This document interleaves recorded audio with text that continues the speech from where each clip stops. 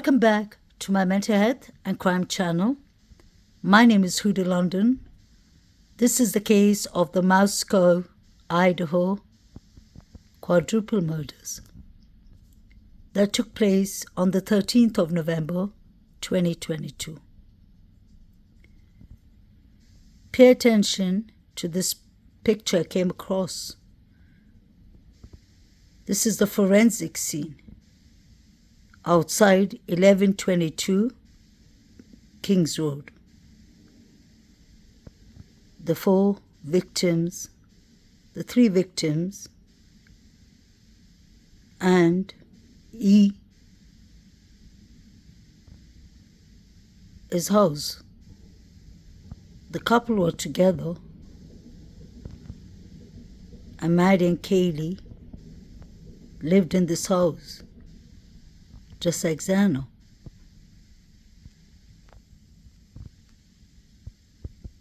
Pay attention to the forensic team. One of the women is clearly bending down and taking a picture.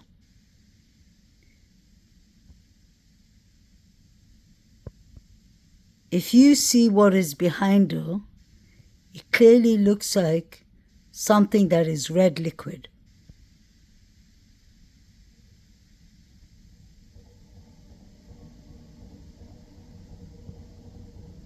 I could be wrong, but it definitely looks like red liquid. The question is, how did it get there? Because obviously the crime scene forensic team wouldn't put any evidence exposed like that outside. So was this something that they discovered later when they turned around? These pictures were taken by the media, these footages. And you can clearly see something that is red. We don't know who the suspects are or the suspect. The reason I say suspects is because there are 3 unidentified male DNAs that still haven't been traced to the people who were in the crime scene. And I find that strange that the prosecutor still hasn't got that evidence back from the lab. Allegedly, that's what he said. Was it in October? He could have handed it in, and on the 1st of December was the deadline that the judge asked for the evidence, forensic evidence, and all the evidence to be handed over to Ann Taylor and the defense team. If there was 3 unidentified male DNAs in this house, I'm sure, obviously that is not BK, because Brian Christopher Koberger's DNA allegedly was already being checked to the genealogical IDG. So besides, because they already had touch DNA of Brian Christopher Koberger on the knife sheet. So the 3 unidentified male DNAs could possibly be the boys in the Banfield or the 4 figures that were running. This could have easily fallen from the suspects when they were running out of the house. The reason I say that too is because one of the 3 unidentified DNAs, unidentified male DNAs, it's important to say the gender, was in front of the house. That was a glove. Reminds me of the O.J. Simpson case, although the glove was planted by officer. So we've had, let's not forget, let's go back to the O.J. Simpson case. Nicole Simpson would have got her justice if the glove wasn't planted there. That's how Johnny Cochran, may he rest in peace, won the case. I'm not saying the glove was planted there. In fact, the glove was there. Thank God that Chris McDonough found it, because that just shows errors happen with humans. So the forensic team can miss something, but I don't understand the cloth there. That is clear red liquid. If you'll get my drift, it's YouTube, I can't say certain words. I don't want to be flagged up. But you can see that. How did I get there? Then that reminds me of the fact that one of the neighbors was on his way to work early in the morning around 8:30 a.m. He saw the front door open. I've been talking about that since the beginning of this case.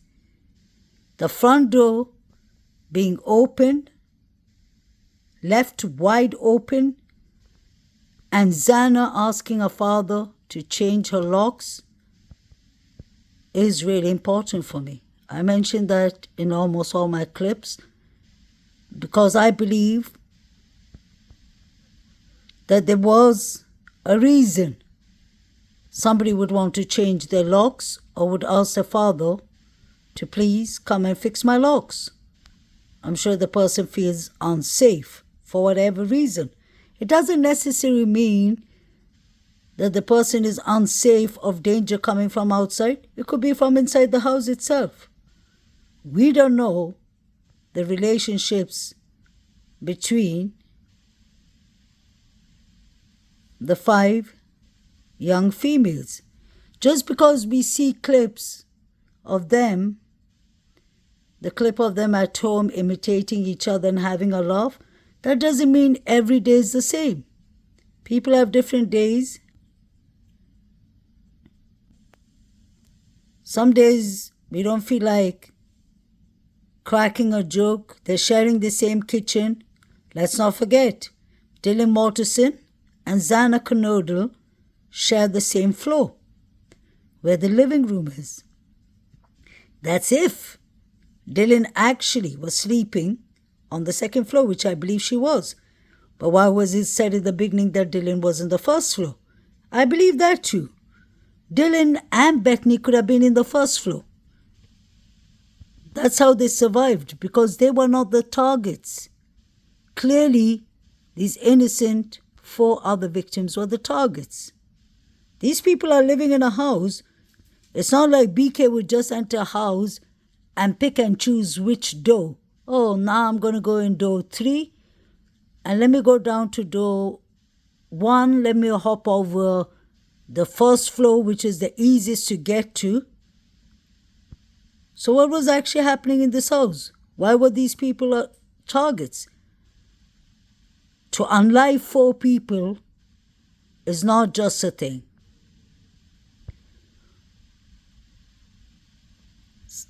Somebody or a neighbor told the media and news reports, it's been on news reports, that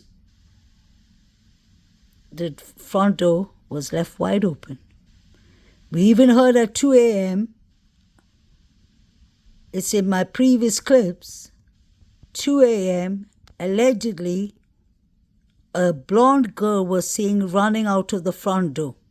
2 a.m. Wasn't that when E's mother said 2 a.m. is the hardest time for our family? So was E and Xana unalived at 2 a.m.? This makes sense. The coroner herself said that she she confirmed the deaths before 2 a.m. She said 2 a.m. So if it was 4 a.m. and 4:20, the coroner would have said somewhere between 2 to 4:30, 2 to 5. But that's not the language the coroner gave us before she was put like the resting gag order. So this would be another piece of evidence. In fact, now we have a blood piece of evidence. It's no longer a touch knife sheet. I'll play this recording so that you can see it yourself. Just for a second. This part is for fair use purpose only.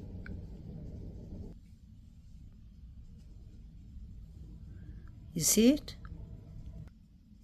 We have to think deeper. Who would want to unalive 4 young college students? What could get 4 people unalived? Are we supposed to follow the money? Let's not forget, if we follow the money route, wasn't there Venmo sent around by Jack K and his sister to E?